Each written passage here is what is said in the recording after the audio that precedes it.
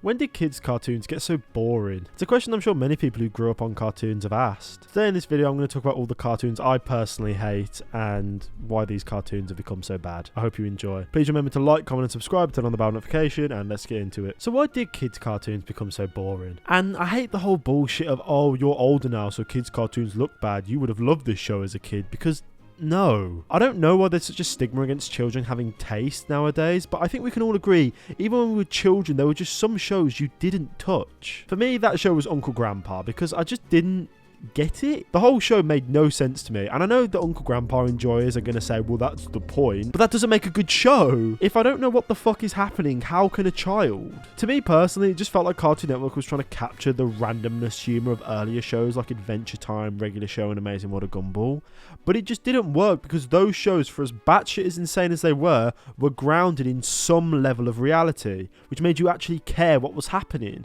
Uncle Grandpa has no level of reality. Anything can happen, so nothing matters, so why should I care? I feel like Uncle Grandpa was the beginning of the end for Cartoon Network, and whilst they were put out a couple good shows after it, it just felt like they were running out of steam. Now, Cartoon Network in its early days were titans, with incredible shows such as Dexter's Laboratory, Foster's Home for Imaginary Friends, Ed, Edd and Eddy, and so many more. I probably don't even need to tell you any of this. This is what people consider to be the best time in Cartoon Network history. This was all a bit before my time, so I can't give you a proper retelling of what it was like back then, but I can tell you is what came after.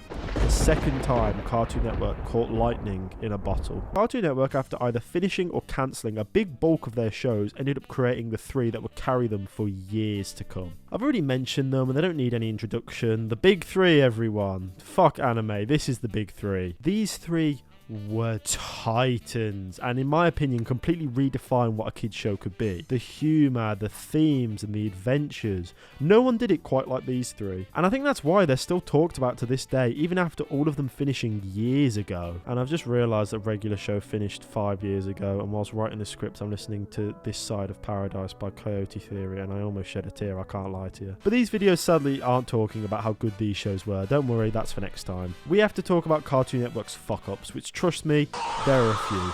The biggest one that comes to my mind is Apple and Onion, and I've been waiting so long to talk about this pile of shit for years, and now I finally have an opportunity to, and god damn it, I'm going to take it. This absolute wet rag of a show is about an Apple and that one guy from the IT crowd doing things. That's it. This show in my eyes is Cartoon Network's cry for help.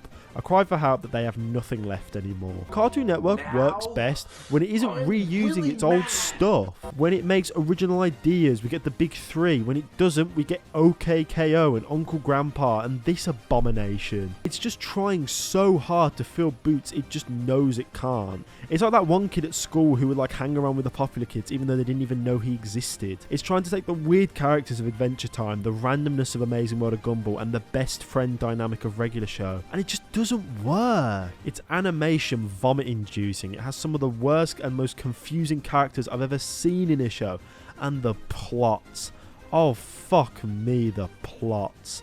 One of the plots is that the two meet a cat, and the cat likes Apple and doesn't like Onion, so Onion gets jealous and tries to indirectly kill it, but it doesn't die and we never see it again. The end.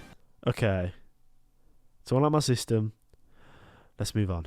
Another big milestone in the fall of Cartoon Network is the constant remaking of classic beloved shows. This whole thing technically started when Teen Titans Go came out and became one of the biggest shows on the platform. But as much as this pains me to say, I feel like I have to give this show a pass, because even though I hate it, it is still completely different to its source material, so much so that it's probably not even a remake. Well, another big one that comes to the top of my head is definitely the Powerpuff Girls remake in 2016. The Powerpuff Girls, an originally amazing cartoons with lots to pick apart and enjoy, got flanderized down to basic one-dimensional characters and reducing these powerful supergirls to just regular children who barely do fuck all because they're children.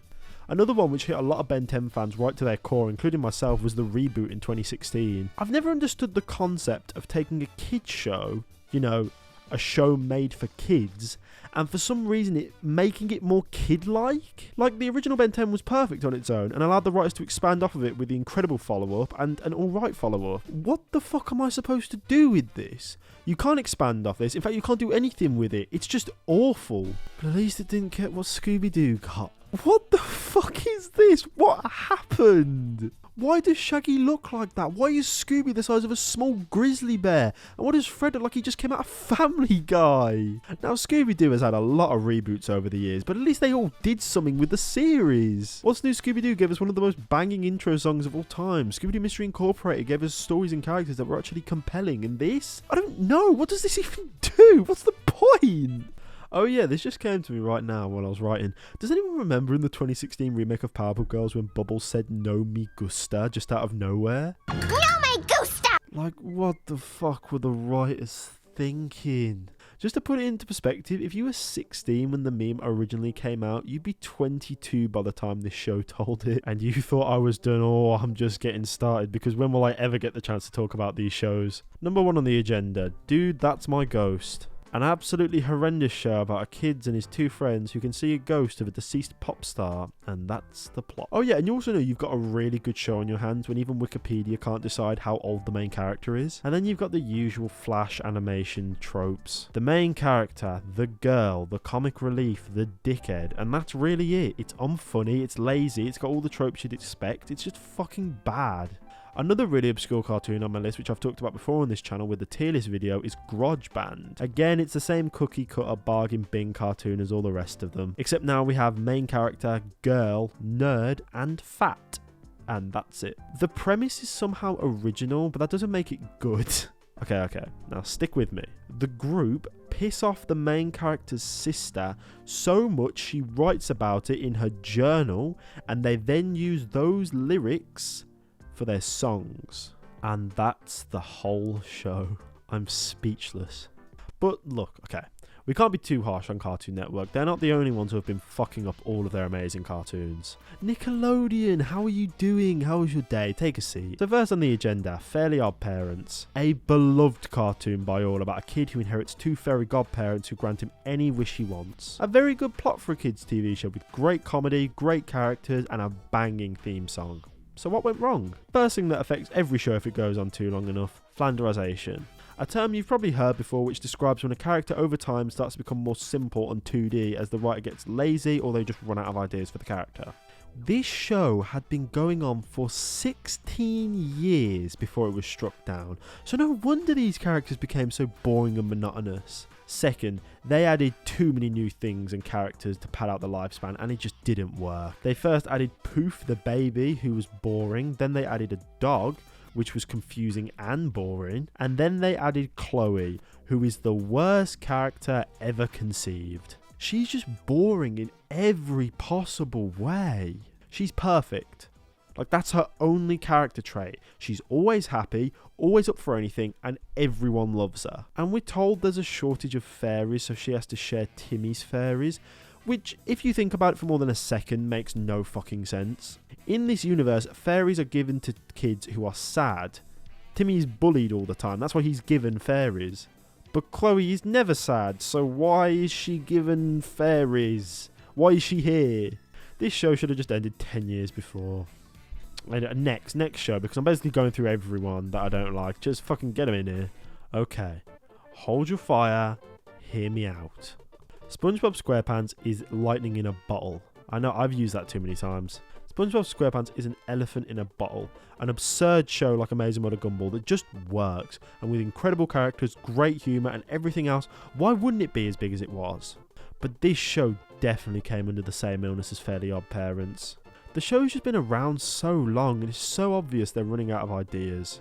I mean, for fuck's sake, even Steven Hillenburg, God rest his soul, believed the show should have ended after the first movie. That was 16 years ago. There have been 2 more movies since then and 9 more seasons of the show. Not to mention the 2 spin-off shows Nickelodeon made. You know, the one thing Steven Hillenburg specifically told them never to do. But I guess now he's dead, just get them all out because fuck him. Like, whoever's running whatever in SpongeBob just needs to get fired and replaced. Remember when they teased us at the Super Bowl with a SpongeBob Sweet Victory song, and then they put on fucking sicko mode? How are people still not talking about that? Coolcat 001100 made a video titled 10 Biggest Problems with Modern SpongeBob, and it came out 5 years ago, but honestly, it goes into so much more detail than me and is an incredible video to go and watch. I honestly come back to it every so often. It's like a tradition. Nope, it's been too long. I have to go back to Cartoon Network again. What the fuck was Unikitty? No. Seriously, someone tell me. Look me dead in the eyes and tell me what this show is. It's an entire kids cartoon show with its own animation style, its own original characters, based off of a side character from a movie that came out 3 years before. Why? Was Unikitty that popular she needed her own TV show? It's not like this takes place in the Lego Movie universe either. You never see any of the other Lego Movie cast members in it, so I can only assume they couldn't afford the rights. Which is why we have these abominations as the main cast. Oh yeah, and this is the theme song. Remember when theme songs had lyrics? It's just another sign of laziness in the show when they can't even think of a catchy theme song or even anything. And yes, I know the big three didn't have any lyrics, or at least barely any of them, but also they were short. They were incredibly short. This is 20 seconds long. The issue with cartoons nowadays is they're not made by people anymore. They're made by corporations. They're not made with a message or a goal in mind. They come up with the toys first and think about the show later. And they don't care how a character acts as long as they're colourful and loud. Now I've been talking about shit cartoons for God knows how long, so I thought I'd end the video on a high and talk about some of the good shows Cartoon Network has made in the past 7 years.